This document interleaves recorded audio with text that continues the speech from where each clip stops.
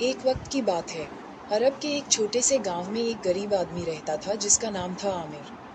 وہ روز صبح اپنے کھجور لے کر بازار جاتا اور انہیں بیچ کر گزارا کرتا۔ ایک دن امیر نے دیکھا کہ اس کی کچھ کھجوریں پرانی ہو گئی ہیں۔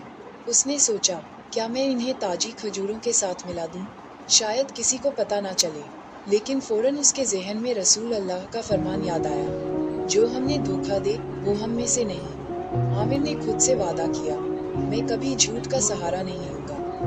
اس نے تازی کھجور اور پرانی کھجور الگ کی اور لکھ دیا، یہ پرانی ہے، سستی ملے گی۔ اسی وقت ایک امیر مسافر شہر میں آیا۔ اس نے امیر کا ایمانداری بھرا لکھ دیکھا، مسکرایا اور بولا، تمہارے جیسے لوگ بہت کم ہیں، مجھے ایک ایماندار آدمی کی ضرورت ہے، کیا تم میرے ساتھ کام کرو گے؟ امیر حیران رہ گیا۔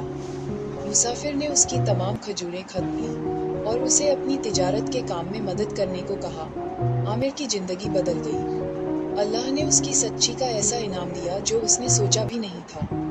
دوستوں، یاد رکھنا، سچ بولنا مشکل ہو سکتا ہے، لیکن ہر دفعہ برکت لاتا ہے۔